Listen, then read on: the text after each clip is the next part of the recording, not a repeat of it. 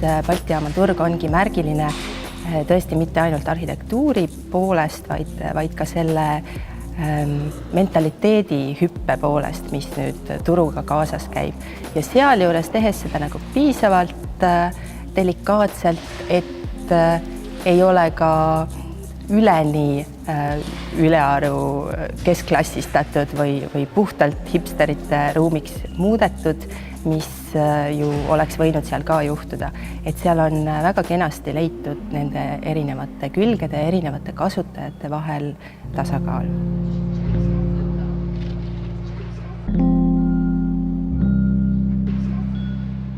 Meie eesmärk oli, et tehes uut turgu ei kaotaks ära seda turule omast sellist suurt avatud ruumi, ei tekiks sellist nagu kaubanduskeskuse tunnetust, et seda me tegelikult kartsime alguses kõige rohkem.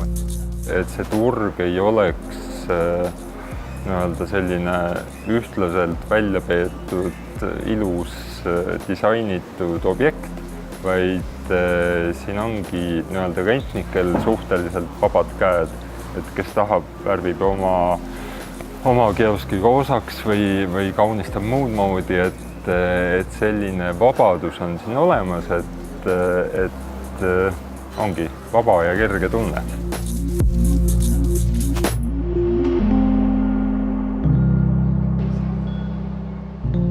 Selleks, et aru saada üldse, millised siis kaasaegsed turud välja näevad, me tegime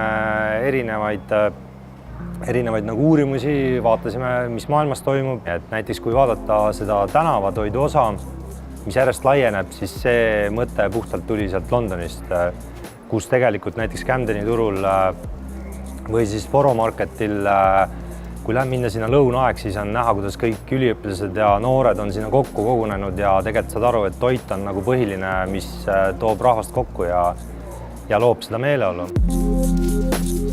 Oluline on see, et liikudes selles ruumis ma ühtepidi, mul on võimalus ära eksida, see on see turuvõlu, et ma tegelikult hakkan kulgema, mitte ei liigu punktist A punkti B hästi suunatult. Aga teistpidi jälle ma näen nagu hoonest läbi, et ma näen alt üles, mis toimub ülemistel korrustel, ma näen horisontaalis läbi väliruumi näiteks, mis toimub seal kioskite vahel, et oleks sellist sõredust ja mul on üks avastamisrõõm, et turg on ikka nüüd avastamise koht, ma arvan.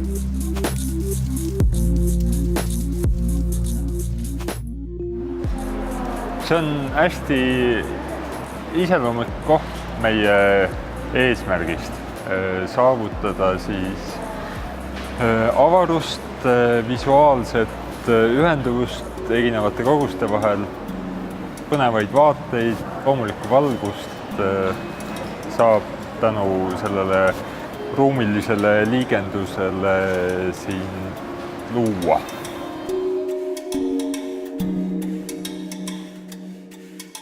Balti jaama turg on kindlasti selline objekt, mille tähendus linnaruumis on väga mitmekihiline ja me sealjuures tahtsime premeerimisega esile tõsta nii arhitektuuri kui ka sellist sotsiaalset ruumi, mida ta selles asukohas tekitab. Et kui me tuleme Balti jaama poolt sisse, siis meil on hommikuväljak, sest lihtsalt seal on hommikupäike. Ja kui me läheme teiselt poolt välja, on õhtuväljak. Ja me tahtsime luua sellist olukorda, kus majal oleks võimalikult palju sissepääse ja maja oleks lähenetav eri külgedest. Et ei tekiks seda momenti, et inimesed kõnnivad ümber maja ja ei leia üles, kust sisse saab. Ja minu jaoks oli väga suur õnnestumine see, et rajati see niinimetatud jalakäijate ülesõit või rattaga ülesõit või läbipääs siis siit Reisjate tänavalt Kopli tänavale. Ja see sai ka haljastatud. Ja seal on väga toredad terrassid, laste mänguväljak ja nii edasi, mis tegelikult suvel või ilusa ilmaga leiab suurt kasutust. Et selles mõttes jah, avalik ruum ikkagi lähtub inimesest. Ja ma arvan, et kui turg, kui avalik ruum, selles ma arvan, et me siin ikkagi õnnestusime selle kontseptsiooniga, et mulle tundub, et inimesed tunnevad ennast hästi siin.